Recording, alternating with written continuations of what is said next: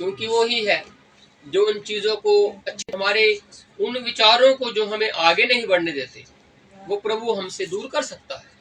तो हम उसी को कहें, उसी के पास चले, क्योंकि वो ही सब कर सकता है। दिलों को नम्र करना पड़ेगा, पत्थर निकालना पड़ेगा और मांस को भरना पड़ेगा, नम्रता के साथ, दीनता के साथ। प्रभु तेरा धन्यवाद। यहोवा मेरा चरवाहा, कोई कमी मुझे ना है। यहोवा मेरा चरवाहा, कोई कमी मुझे ना है। यहोवा मेरा चरवाहा, कोई कमी मुझे ना है। यहोवा मेरा चरवाहा, कोई कमी मुझे ना है। मेरे साथ यहोवा निस्सी, मेरी जंग वो लड़ता है। मेरे साथ यहोवा निस्सी, मेरी जंग वो लड़ता है। मेरे साथ यहोवा निस्सी, मेरी जंग वो लड़ता है। मेरे साथ यहोवा निस्सी, मेरी जंग वो लड़ता है। वो गढ़ मेरा मेरी चट्टान, मुझे खौफ किसी का नहीं। वो गढ़ मेरा मेरी चट्टान, मुझे खौफ किसी का नहीं। वो गढ़ मेरा मेरी चट्टान, मुझे खौफ किसी का नहीं। वो गढ़ मेरा मेरी चट्टान, मुझे खौफ किसी का नहीं। मैं खून खरीदा हूँ, मैं रूह से जन्मा हूँ, जगत की ज्योति हूँ, नमक मैं पृथ्वी का। मैं खून खरीदा हूँ, रूह से, मैं रूह से जन्मा हूँ, जगत की ज्योति हूँ, नमक मैं पृथ्वी का। मैं खून खरीदा हूँ, मैं रूह से जन्मा हूँ, जगत की ज्योति हूँ, नमक मैं पृथ्वी का। मैं खून खरीदा हूँ, मैं रूह से जन्मा हूँ, जगत की ज्योति हूँ, नमक मैं पृथ्वी का। तारीफ जीसस, हालेलुया। प्यारे परमेश्वर प्रभु यीशु मसीह, हम फिर से आपका धन्यवाद करते हैं खुदा कि आप हमें फिर से प्रभु जी एक मौका दे रहे हो अपनी आराधना करने का पिता परमेश्वर। और सचमुच प्रभु जी हम सच्चे दिल से करें और एक मन होके करें खुदा, क्योंकि आप ऐसे ही आराधकों को ढूंढते हो पिता परमेश्वर। और आपने हमें ढूंढ लिया है और हमें आप एक मन कीजिए, हमें एक आत्मा में बिठाइए, हमें एक प्रेम में बांध दीजिए, हमें एक मेल मिलाप में बांध दीजिए पिता परमेश्वर, जिससे प्रभु जी हम आपसे जुड़ जाएं और आप हमसे जुड़ जाएं पिता परमेश्वर। आपका धन्यवाद करते हैं, आज के कलाम को आपके हाथों में सौंपते हैं। आप खुद अपने व्याख्या को करना पिता परमेश्वर और सरलता के साथ सबसे बातचीत करना पिता परमेश्वर। आपका धन्यवाद करते हैं ऐसा करने के। प्रार्थना को प्रभु यीशु मसीह के नाम से मांगते हैं, आमीन। Hallelujah, hallelujah. तो हम फिर से प्रभु का धन्यवाद करते हैं और जितना धन्यवाद किया जाए उतना ही कम रहेगा, क्योंकि हमारी पूरी जिंदगी भी लग जाए प्रभु को धन्यवाद करते हुए तो हम खत्म हो जाएंगे। प्रभु की महिमा कभी खत्म नहीं होने वाली है। इसीलिए तो उसको पराक्रमी परमेश्वर और अनादि काल का पिता कहा गया है, जो कभी खत्म नहीं होने वाला है। हालेलुया। और अब प्रभु की दया से यूहन्ना रचित सुसमाचार की पुस्तक में बढ़ रहे हैं, आगे चल रहे हैं और हम इसके एक चैप्टर को कंप्लीट भी कर चुके हैं। आज जो बारी है उसके 2 चैप्टर की। हाँ जी। गलील के काना में पहला आश्चर्य कर्म। गलील के काना में पहला आश्चर्य कर्म। लेकिन उससे पहले मैं कुछ बताना चाहता हूँ। जो पिछली बार हमने बताया था कि यीशु के जो प्रथम 2 चेले थे, याद है आपको? जो चेले थे, उसके बाद फिलिपुस और नतानिएल को भेजा जाना है। ये जो मैंने पिछली बार बता दिया था कि जो 2 चेले हैं वो शायद फिलिपुस और वो दूसरा कौन था, एक अंद्रियास था।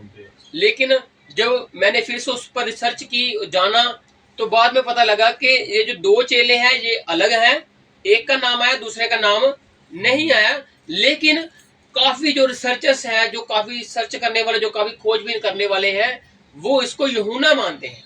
ये जो अभी जो किताब लिख रहा है ना बंदा, यूहन्ना जो चेला है, वो इसको मानते हैं, क्योंकि यूहन्ना अपना नाम नहीं बता रहा। ये सिर्फ कह रहा 2 चेले पीछे लग गए। अंद्रियास का आ गया और दूसरा इसने अपना नाम बताया ही नहीं। अंद्रियास ने काम किया, जाकर पतरस को बुला लिया। और हम एक सेम ही घटना देखते हैं जो फिलिप्पुस करता है। फिलिप्पुस भी नतानियल को ऐसे ही बुलाता है जैसे अंद्रियास बुलाता है, लेकिन वो वाक्य सेम है, दोनों चीज दोनों सेम है। और मैं इसीलिए बता रहा हूं कि वो करेक्शन हो जाए, वो चीज सही हो जाए। क्योंकि अगर हम अपनी गलती को आगे ही ना बता पाए तो फिर कैसे वो ने आगे बताने वाले होंगे। अच्छी बात है कि अपनी उस चीज को मान लेना, क्योंकि कई बार निकल जाती है, बोली जाती है, लेकिन अच्छी बात है उस चीज को एक्सेप्ट करके लोगों को फिर से उस चीज के सामने सही तरीके से रखना। तो ये जो 2 चेले हैं, प्रथम चेले, इसमें से एक यूहन्ना हो सकता है। एक जैसे नाम आ गया अंद्रियास, दूसरे का नहीं है, और यूहन्ना अपना नाम बता भी नहीं रहा। लेकिन ये यूहन्ना है जो साथ में है, दूसरा है। एक ने काम करे लेकिन दूसरे ने काम भी किया है, लेकिन वो अपना नाम नहीं बता रहा, क्योंकि काफी बातें लिखी नहीं गई। यही यूहन्ना बताता है कि अगर लिखी जाती तो किताबें ही किताबें हो जाती, क्योंकि प्रभु की महिमा ही इतनी है, प्रभु की आराधना ही इतनी है। हालेलुया। तो अब हम जो पढ़ने जा रहे हैं 2 चैप्टर है, और इसमें क्या है, गलील का काना एक नगर है, एक शहर है गलील का, और वहां पर पहला आश्चर्यक्रम। हाँ जी। फिर तीसरे दिन गलील के काना में किसी का विवाह था, गलील के काना में किसी का विवाह था, और यीशु की माता भी वहां थी। यीशु की माता भी वहां थी, गलील के काना में। समझ रहे हो, ये शहरों को याद रखना, क्योंकि सिंपल नाम है, और जब आप इसको ध्यान से सुनोगे, पढ़ोगे, और आपको ये चीज याद आती रहेगी। गलील का काना है, और वहां पर क्या है, एक विवाह समारोह है, किसी का विवाह समारोह है, और यीशु की माता को भी वहां पर बुलाया गया है, इनविटेशन दिया गया है। और यीशु और उसके चेले भी उस विवाह में निमंत्रित थे। यीशु भी निमंत्रण है और साथ में चेले भी है। अब देखा जाए तो ये वैसी बात तो है नहीं कि यीशु अपने लोगों को साथ ले गया, चेलों को भी निमंत्रण आया है। समझ रहे हो, अगर कोई विवाह गलील के काना में हो रहा है, चल रहा है, तो अगर यीशु की माता का नाम बताया गया है, यीशु को बीच में बताया गया और साथ में चेलों को बताया गया है, क्योंकि अभी फिलहाल यीशु के चेले कम है, इस जगह पर चेले ज्यादा नहीं है। उनका भी कोई रिश्ता वहां पर होगा, उस विवाह वाले घर के कनेक्शन के साथ कोई होगा, जिसकी वजह से चेलों का भी नाम बताया गया है। वो ऐसे नहीं चलेगी उसके साथ, यीशु के साथ, कि हम भी तेरे साथ चलेंगे। ऐसे जैसे आज लोग चले जाते हैं ना, एक दूसरे को बुला लेते, चलो हम चलते हैं, मुझे बुलाया तुझे बुला लिया है, लेकिन ऐसा नहीं है। पहले जमाने में लोग अलग थे, आज के लोगों में पहले के लोगों में बहुत अंतर है। आप उस अंतर को कभी देख भी नहीं सकते, समझ भी नहीं सकते। आज जो अंतर हो गया बहुत गहरा हो चुका है। पहले जुबानों पर बात टिक जाती थी, आज जुबानों पर बात टिकती नहीं है। इसीलिए तो लोगों में स्टाम्प चल गए हैं, जो पढ़ते हैं ना वो इकरारनामा, क्यों? क्योंकि लोगों की जुबानें थी पहले, अब नहीं रही, जिसकी वजह से आगे कागज चल पड़े धीरे धीरे, है ना। तो अब क्या हो गया है, वहां पर शादी है, और शादी में यीशु को बुलाया, उसकी माता मरियम को इनवाइटेड है, और साथ में चेले भी बुलाए गए हैं। जब दाखरस घट गया, अब वहां पर एक चीज घटी है, दाखरस घट गया है, मेहमानों के लिए एक चीज घट गई। तो यीशु की माता ने उससे कहा, हाँ जी, उनके पास दाखरस नहीं रहा। किससे कहा? यीशु से कहा, है ना। उसके पास, पहले उसकी माता के पास खबर पहुंची कि ये चीज हो चुकी है। अगर हम इसको बड़े ध्यान से देखें तो यीशु का कनेक्शन उस परिवार के साथ शायद कुछ गहरा है, अगर इसको थोड़ा ध्यान से देखें, क्योंकि जितनी चिंता इसकी माता कर रही है, बाकी के लोगों को चिंता नहीं है इतनी, है ना। शायद विवाह में पहले चली गई हो, कामों काजों को डिमकटा रही हो, और अब जब आखिरी मोमेंट आ चुका है, विवाह का लास्ट डे है, लास्ट डे का मतलब कि इसके बाद विवाह खत्म हो जाएगा, है ना। और जब ये चीज होनी है तो उससे पहले ये जाते गड़बड़ी ना हो कोई, तो उसकी माता को बहुत चिंता है। तो उसने यीशु से कहा, हाँ जी, यीशु ने उससे कहा, हाँ जी, हे महिला, मुझे तुझसे क्या काम। उसकी माता है, उसकी मदर है, उसको वो क्या कर रहा है, महिला। एक कनेक्शन अलग कर दिया प्रभु ने, क्योंकि प्रभु भी जानता है कि मेरा किस जगह पर क्या रुतबा है, मेरी डेजिग्नेशन क्या है। तो प्रभु ने क्या कहा इस जगह पर उसको, अपनी माता मरियम को क्या कहा, हे महिला। उसको किस नाम से पुकारा, महिला के नाम से पुकारा कि तेरा मेरे से क्या काम है, जबकि वो काम लेकर आ रही है, जबकि वो एक चिंता लेकर आ रही है प्रभु के पास। समझ रहे हो, हम सोचते हैं कि प्रभु ने उस औरत को कह दिया, करानी औरत को, कि तू कुत्तों के सामने मत डालूंगा मैं खाना। एक औरत को और कह दिया, ऐसे ऐसे प्रभु ने अलग नामों से कहा। इसको भी प्रभु ने अपनी माता को भी कह दिया, क्या कहा, हे महिला मेरा तेरे से कोई काम नहीं है, जबकि वो काम लेकर आई, जबकि वो अपने काम को अंजाम देने के लिए आई। ऐसे ही आज हम प्रभु के पास क्या आते हैं, काम के लिए आते हैं। कोई काम होता है हमारा, अगर काम नहीं है तो कुछ ना कुछ तो होता ही है ना। कोई चिंताएं होती हैं, कोई अशांति होती है, कोई घबराहट होती है, कोई झगड़ा होता है, कोई मुद्दा होता है। वैसे हम प्रभु के पास आते हैं, और जब प्रभु के पास आते हैं तो प्रभु हमें क्या कहता है, मैं अलग कर दूंगा। प्रभु के वचन कहते हैं अलग अलग तरीके से, मैं अलग अलग करने आया है ना। जो इसको समझता है वो प्रभु के ऊपर विश्वास ले आता है, लेकिन जो नहीं समझ पाता वो ठोकर खाकर वापिस लौट जाता है। वो कहता है यहाँ पर यार ये चीज चलती है, वहां पर इतना लंबा प्रचार होता है, यहाँ पर ये होता है। अलग अलग रीति से अलग अलग बातों को क्या करते हैं, वो बताते हैं, जिसकी वजह से इंसान पीछे चला जाता है। लेकिन प्रभु का लहजा ही यही है। प्रभु ने क्या कहा, महिला तेरा मेरे से क्या काम। हाँ जी, अभी मेरा समय नहीं आया, अभी मेरा समय आएगा प्रभु का। समझ रहे हो, अगर आज हम प्रभु के पास कुछ लेकर आए, काम करवाने के लिए आए, कुछ भी करने के लिए आए, तो प्रभु आज तक आगे हमें जवाब मिलते हैं वो सारी, लेकिन हम उन जवाबों को सुनना नहीं चाहते। जो मिलते हैं हम कहते हैं हमें ये नहीं जवाब चाहिए, हमें काम चाहिए, हमें रिजल्ट चाहिए। ऐसा ही है ना। कई बार बंदे कुछ बातें करते हैं, वो कहते नहीं बात ना कर, हमें इसका रिजल्ट दे। और कई लोग अपने साथ रिजल्ट लेके चलते हैं, फोनों में लेके चलते हैं, कागज लेके चलते हैं, देखो डॉक्यूमेंटेशन है हमारे पास, कागज है हमारे पास। हाँ, प्रभु ने क्या कहा, मेरा समय नहीं है। मतलब प्रभु अपने समय पर काम करने वाला परमेश्वर है। हालेलुया। हमें बहुत जल्दी है, हमें लगता है कि बहुत लेट हो गए, लेकिन प्रभु क्या कहता है, मेरा समय। अब्राहम को लगता था कि समय खत्म, 75 का हो गया, 100 का भी हो गया है। 100 तक जाते जाते उसको पता नहीं कितनी तशद्दुद, कितनी जिंदगी उसकी तहस नहस हुई, कितनी बार टूटा होगा वो। 75 से लेके 99 तक जाते जाते पता नहीं कितने उतार चढ़ाव उसकी जिंदगी में आए होंगे। क्या सोचता होगा, क्या करता होगा, कितना कुछ है, लिखा नहीं हुआ, लेकिन उसके विचार जैसे हम है वैसे ही इब्राहिम भी था, है ना। तो उसके विचारों में बहुत कुछ चलता था। लेकिन जब प्रभु का समय आया तो उसने वो देखा जो कभी सोचा भी नहीं था। समझ रहे हो, जकरिया और अलीशबा जो यूहन्ना बपतिस्मा देने वाले की माता और पिता थे, उन्होंने कभी सोचा भी नहीं, लेकिन प्रभु ने वो कर दिया जो सोच में भी नहीं आता है। हालेलुया। तो प्रभु क्या कहता है, मेरा समय अभी नहीं है, मतलब मेरा समय आएगा, अभी नहीं है। हाँ जी।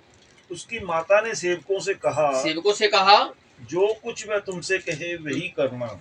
जो ये कहेगा, अभी उसने क्या कहते, प्रभु ने मेरा तुझे को काम नहीं है, तू चली जा।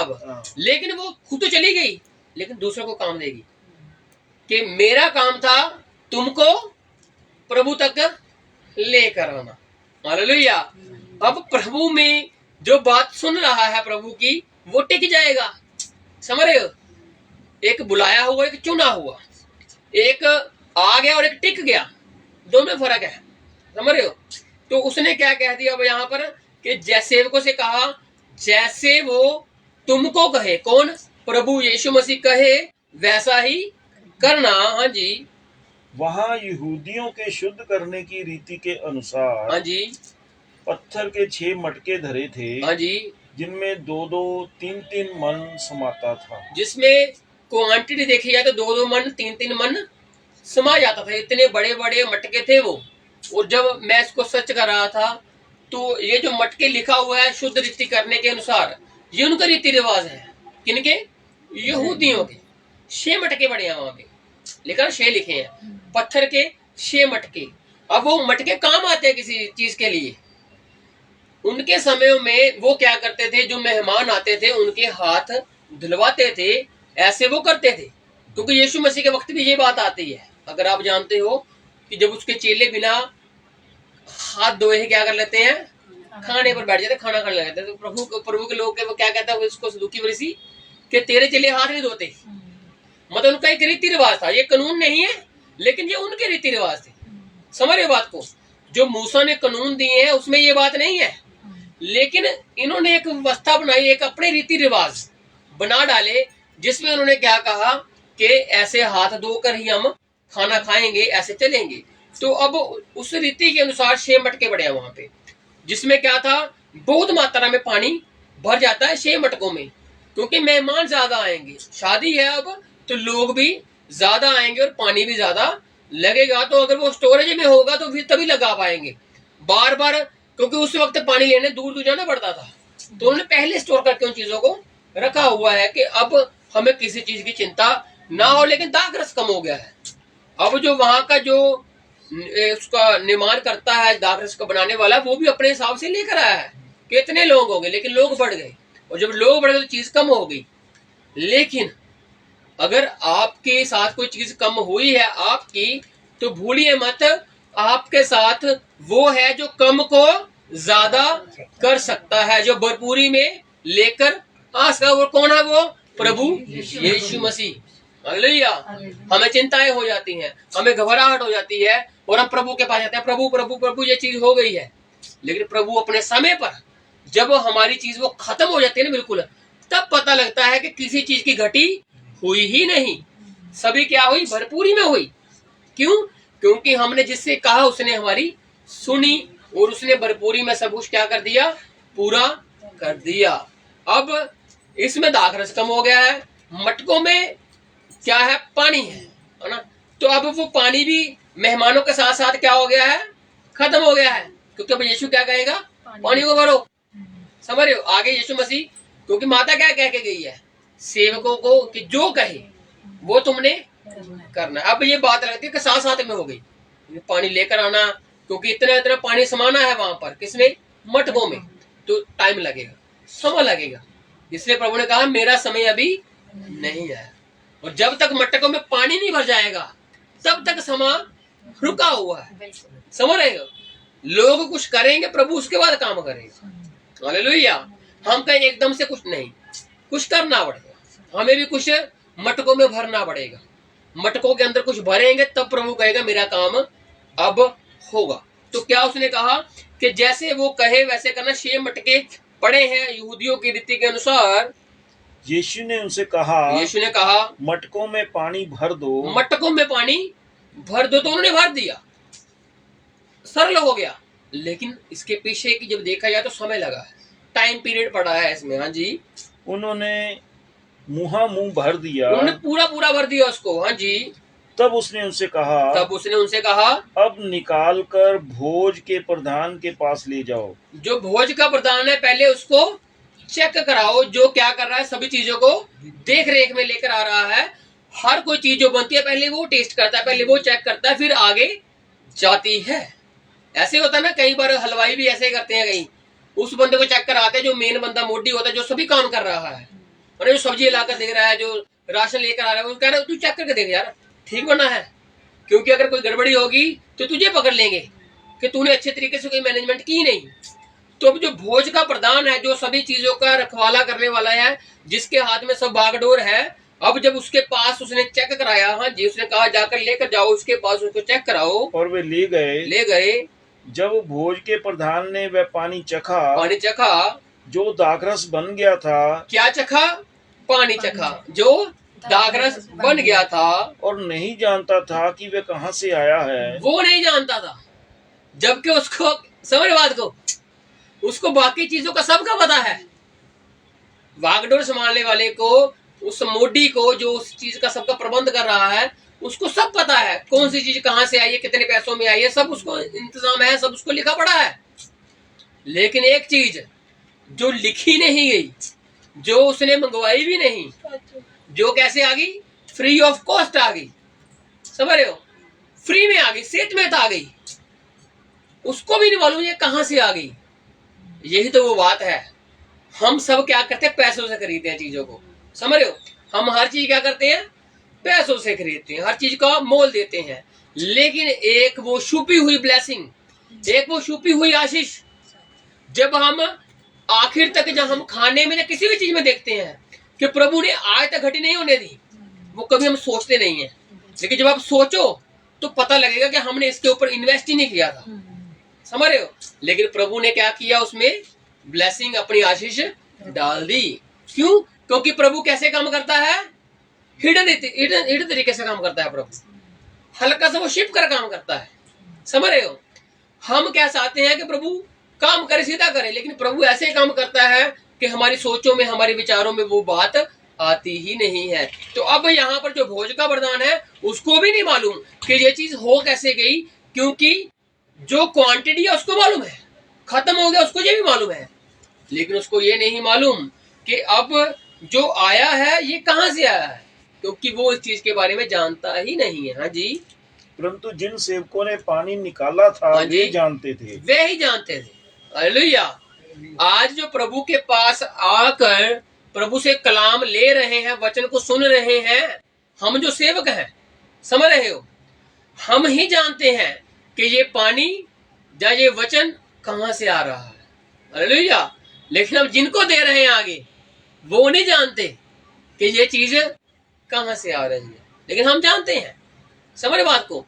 और आगे जाकर इसकी दो बातें निकलेंगी कि ये पानी और प्रभु क्या चाहता था इन चीजों से। हाँ जी।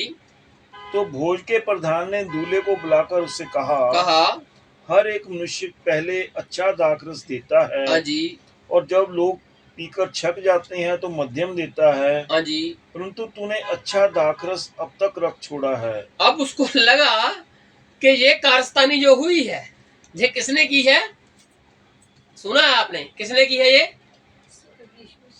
नहीं, वो तो जानता ही नहीं है, अभी तो पढ़ के आए हम लोग। आपसे पूछ रहा हूं मैं, फिर से पढ़िए।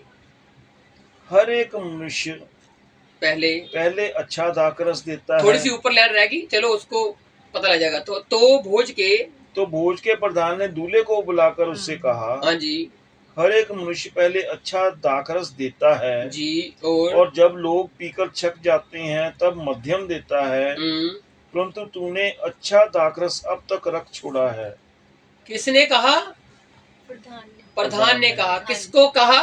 दूल्हे को। किसको? दूल्हे को कहा। समझ बात को। अब उसको लगा जी इसने किया है, क्योंकि वो तो जानते ही नहीं थे कहां से आया है। जानते कौन थे? सेवक जानते थे कि ये चीज हुई कहां से है। अब उसको लगा कि ये काम जो है दूल्हे का है, कि उसने मुझे भी नहीं बताया कि मैंने ये चीज छुपा के रखी है, अब मैं चीज लास्ट में दूंगा जी। उसको लगा ये इसने किया है, तो उसने उसको ही कह दिया। दूल्हे से कहा, लोग भाई पहले क्या करते हैं, अच्छा देते हैं, और जब लोग पीकर क्या होते हैं, शक जाते हैं, जब थक जाते हैं, पी कर उसकी क्या होती है, कैपेसिटी खत्म हो जाती है, जब वो मदहोश हो जाते हैं, तो फिर क्या होता है, मध्यम दिया जाता है कि लोगों को पता ही ना लगे। जब भीड़ ज्यादा होती है तो उनको पता ही ना लगे कि ये चीज हो कैसे गई है। लेकिन ये तूने क्या कर दिया, क्योंकि उसको जो पहले टेस्ट में आया था और जो अब टेस्ट में आया है, दोनों में क्या मिला? उसको बहुत ज्यादा अंतर मिला। हालेलुया। ये कहां पर गया? उस दुनियावी दूल्हे के पास। लेकिन हम कहां जाते हैं? अपने आत्मिक दूल्हे के पास। हालेलुया। क्योंकि हमें मालूम है, हम भी कई बार कहते हैं ना कि ये काम कैसे हो गया, फिर हम कहते हैं हमारे दूल्हे ने किया। फिर हम कहो ये पता ही नहीं था कैसे हो जाना है, ये पता ही नहीं था ये कैसे हो जाएगी चीज, फिर हम कहते हैं हमारे दूल्हे प्रभु यीशु मसीह ने ये काम किया है। फिर हम उसको बताते हैं जाकर कि प्रभु जी ये बात तो हमारे सोचने में भी नहीं आई, ये बात तो हमारे जहन में भी नहीं आई, ये बात जो आपने कर डाली। हालेलुया। क्योंकि दूल्हे से बात हो रही है जी। हाँ जी। यीशु ने गलील के काना में अपना ये पहला चिन्ह दिखाकर अपनी महिमा प्रकट की। यीशु ने ये पहला चमत्कार दिखाकर गलील के काना में अपनी महिमा को प्रकट किया, और उसके चेलों ने उस पर विश्वास किया। और चेलों ने क्या किया? चेलों तो पहले विश्वास करके आए हैं ना। अब धीरे धीरे क्या हो रहा है? विश्वास को बढ़ोतरी मिल रही है, विश्वास बढ़ रहा है। हालेलुया। ऐसे ही हमारा विश्वास भी क्या हो रहा है? धीरे धीरे बढ़ रहा है। हम भी आजकल कई बार डामाडोल हो सकते हैं, लेकिन प्रभु हमारे विश्वास को क्या करता है? बढ़ाता है। वो कम नहीं होने देता, बल्कि उसको और मात्रा में बढ़ा देता है। हाँ जी। इसके बाद वह और उसकी माता और उसके भाई और उसके चेले कफरनहूम को गए और वहां कुछ दिन रहे। इसके बाद वह, उसकी माता और उसके भाई और उसके चेले। भाइयों का जिक्र पहले नहीं आया, समझ रहे हो, जो माता के साथ आए हुए हैं। लेकिन भाइयों को लास्ट में बताया है, उसके पहले क्या है, माता को बुलाया गया, चेलों को बुलाया गया, यीशु को बुलाया गया। लेकिन भाइयों का जिक्र नहीं है, क्योंकि भाई उस जगह पर मौजूद हैं जो ये सब कार्य को देख पा रहे हैं, समझ पा रहे हैं और देख रहे हैं क्या हो रहा है। और अब इन दोनों चीजों में क्या है, एक क्या है, मटकों में पानी भरा गया, और वो क्या थे, रीति रिवाज थे। किनके? इसराइलियों के लोगों के हाथ धुलवा कर ही वो क्या करते थे, उन चीजों को करते थे। लेकिन जब प्रभु ने अपना काम किया, समझ रहे हो, प्रभु क्या कहता है, मैं व्यवस्था को खत्म करने नहीं आया बल्कि उसको मैं पूरा करने आया हूं। तो अब जो है, प्रभु ने रीति रिवाजों को हमारी जिंदगियों में से क्या कर दिया है, खत्म कर दिया, और एक ही रीति रिवाज हमारी जिंदगी में डाल दिया है।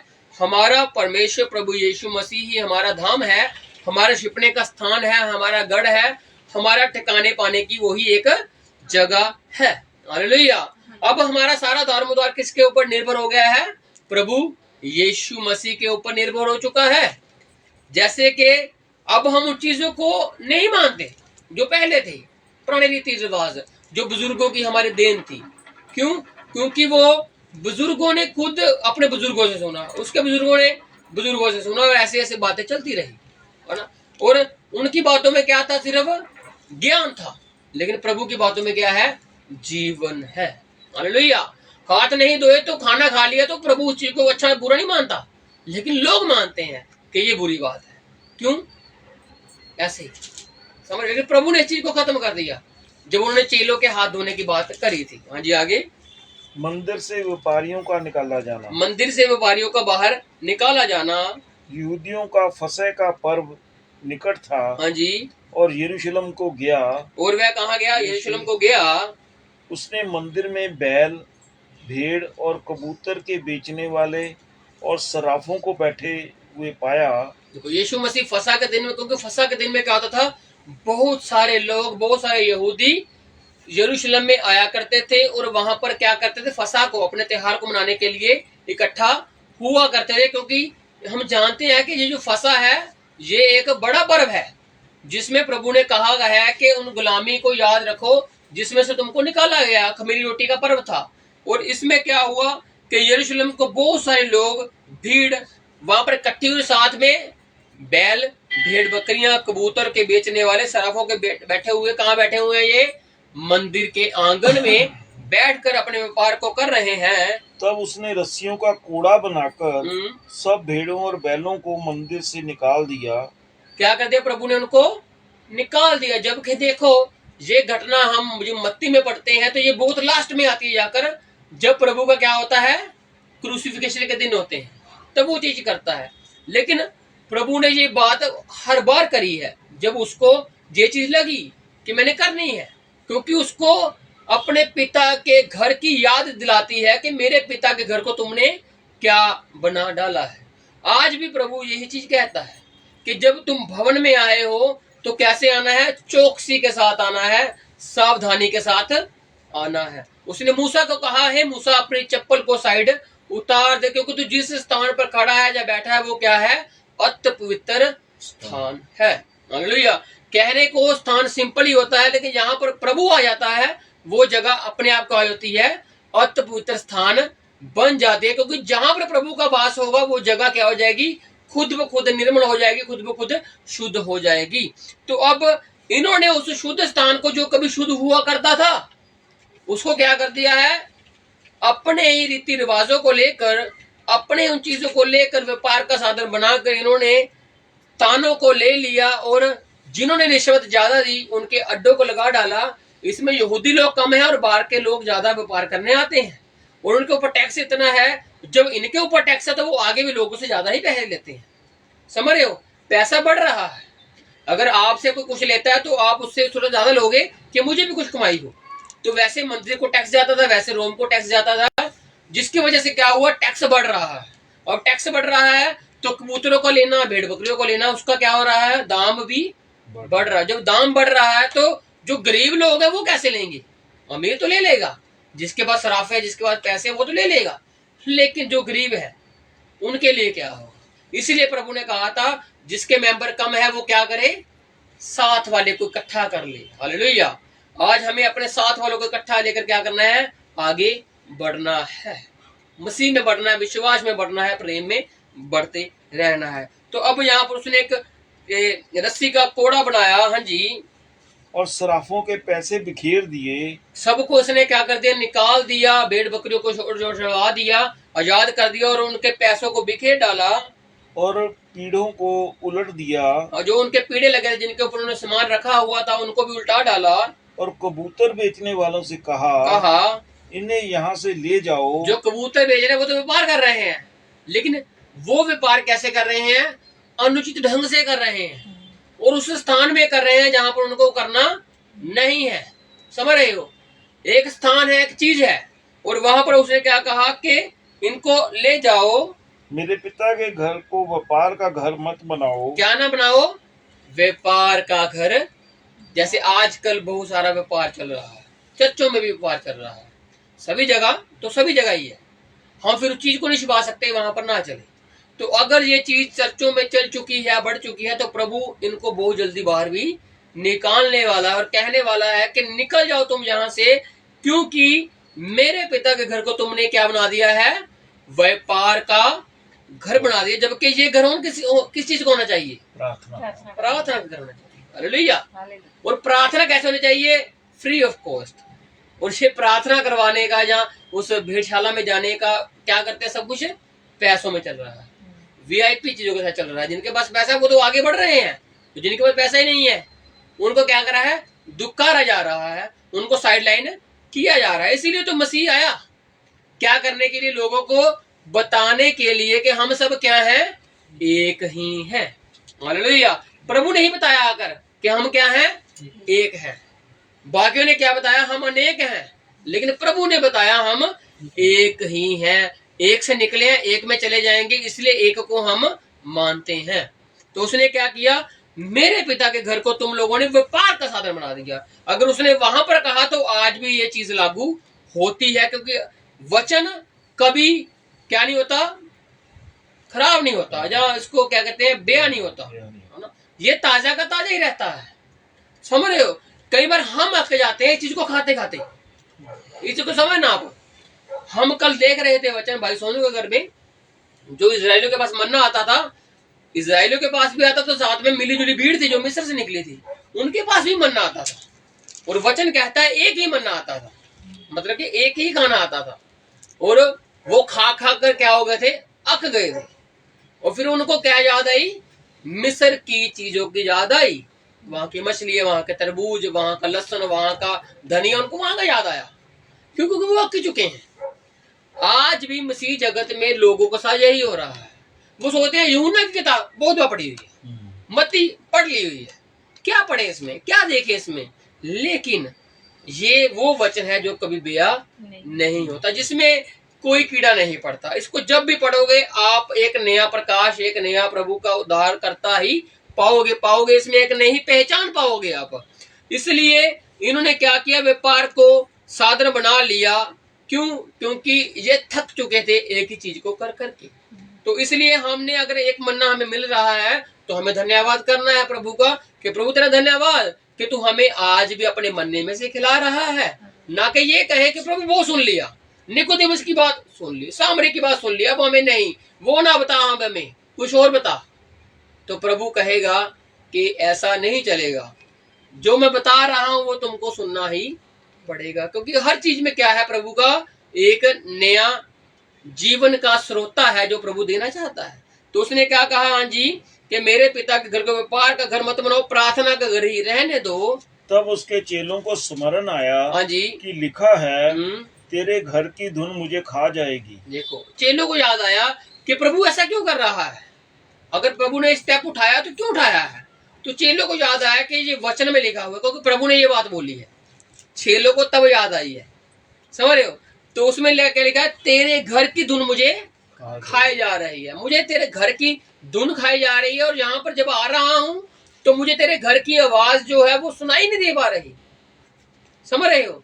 अगर चर्च में बैठकर आप दुआ प्रार्थनाओं की आवाज नहीं सुन पा रहे, जब प्रभु की बात नहीं सुन पा रहे, और ही बातों को सुन रहे हो, तो फिर आपको प्रभु के घर की धुन कैसे सताएगी?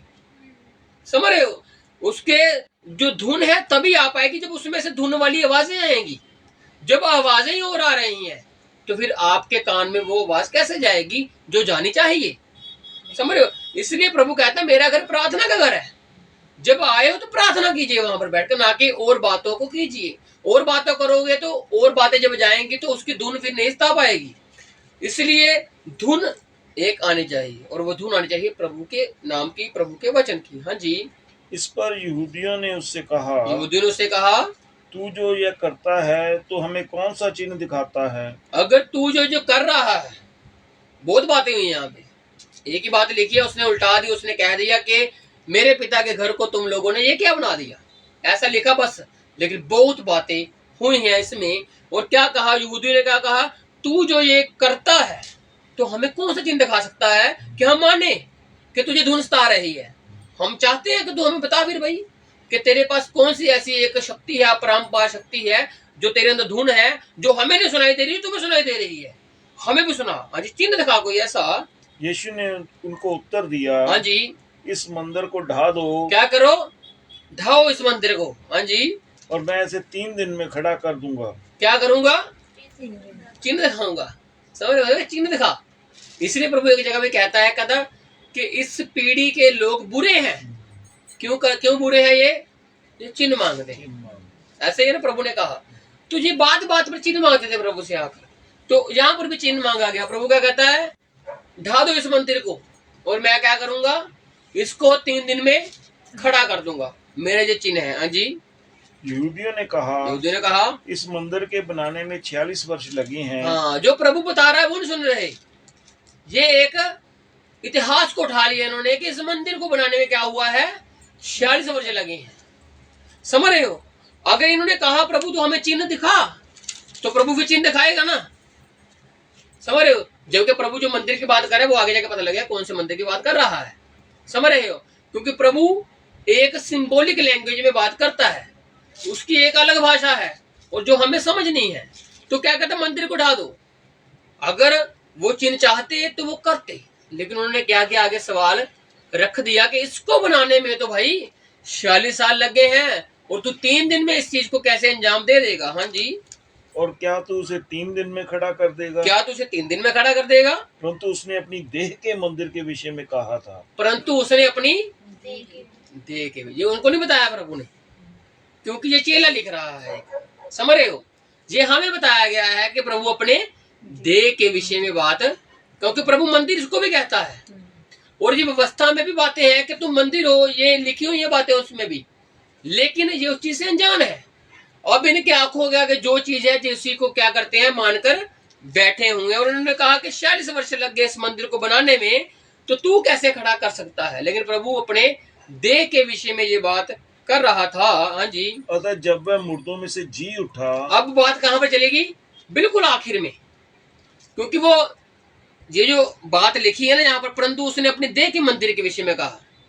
ये बात जानने के लिए चेलों को मुर्दे तक देखना पड़ा, लास्ट में तक जाने के, इसलिए तब ये बात आई कि वो तो भाई देह अपने शरीर को कह रहा था कि 3रे दिन मैं जी उठूंगा। और जब वो जी उठा तब इनको मालूम लगा, चेलों को भी, कि वो तो अपनी देह के विषय में बात कर रहा था कि मैं अपने शरीर को जो मंदिर है इसको ढाकर क्या कर दूंगा, 3 दिन में मैं खड़ा कर दूंगा। अब इनको मालूम लगा है, पहले इनको भी नहीं मालूम था। हाँ जी। तो उसके चेलों को स्मरण आया, याद आया कि उसने यह कहा था, और उन्होंने पवित्र शास्त्र और इस वचन की जो यीशु ने कहा था प्रतीति की। वो फिर और विश्वास में क्या हो रहे हैं, बढ़ रहे हैं, कम नहीं हो रहे, क्योंकि बीच बीच में बहुत बार कम हुए हैं।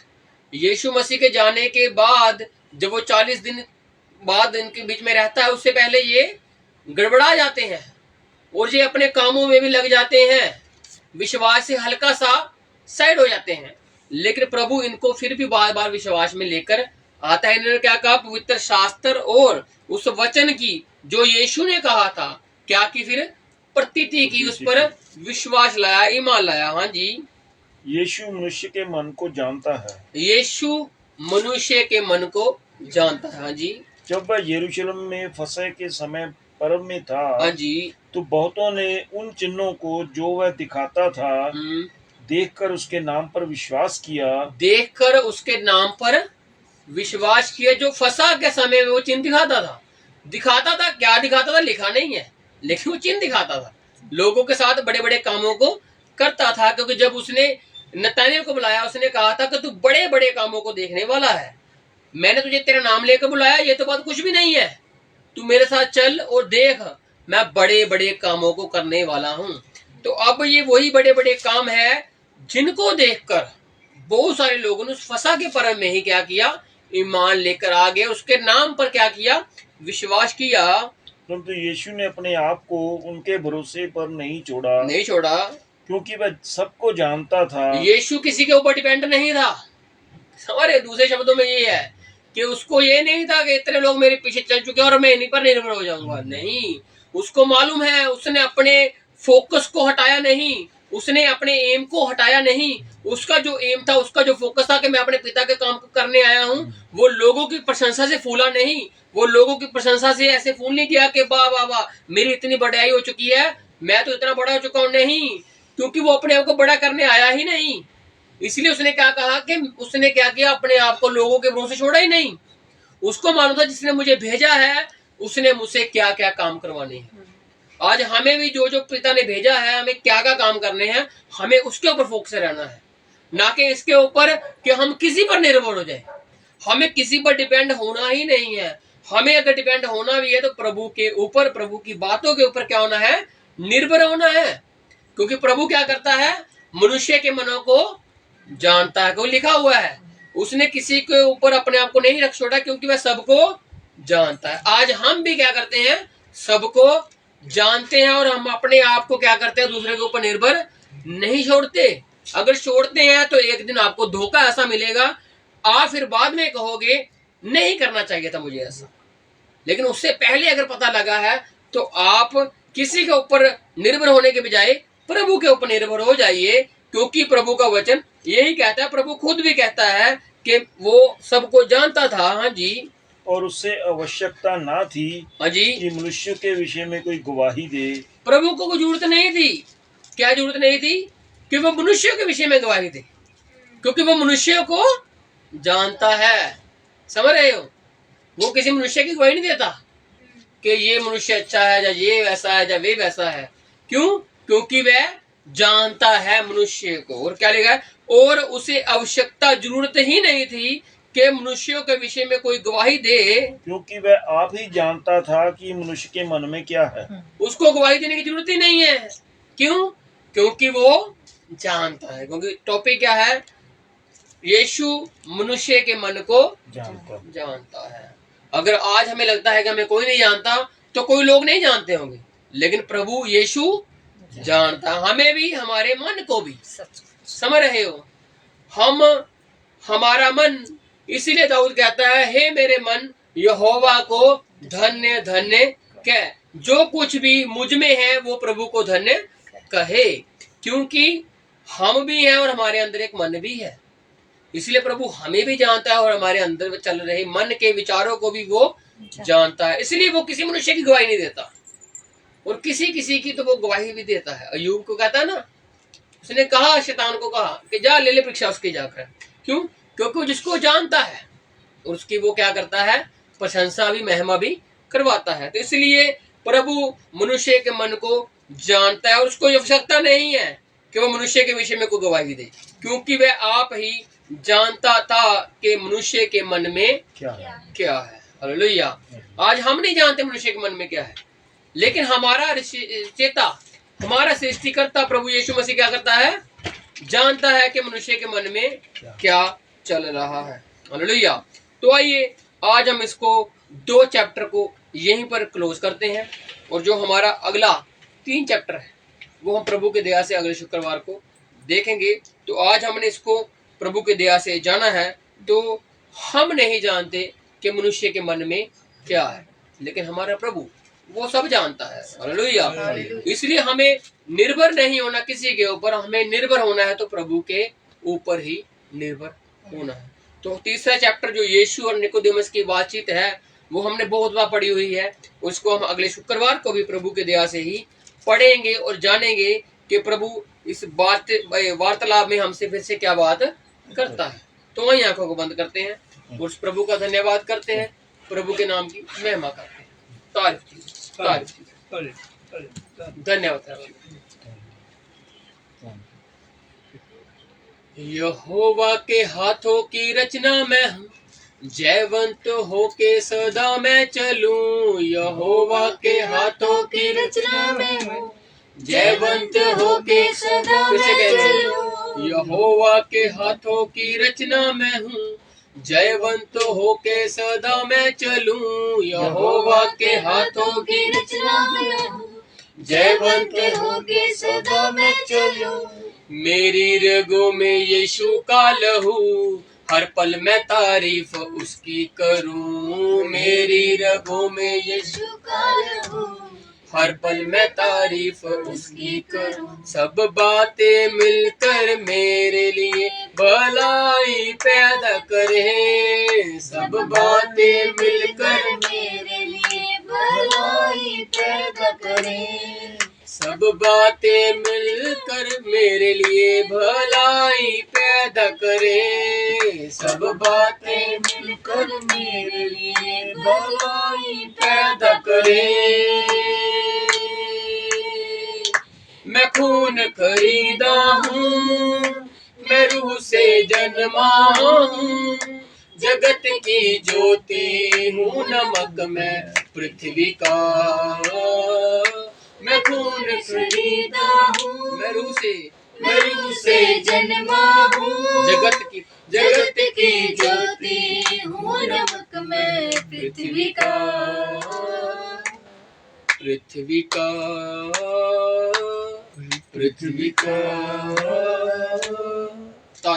Hallelujah, hallelujah, hallelujah, hallelujah.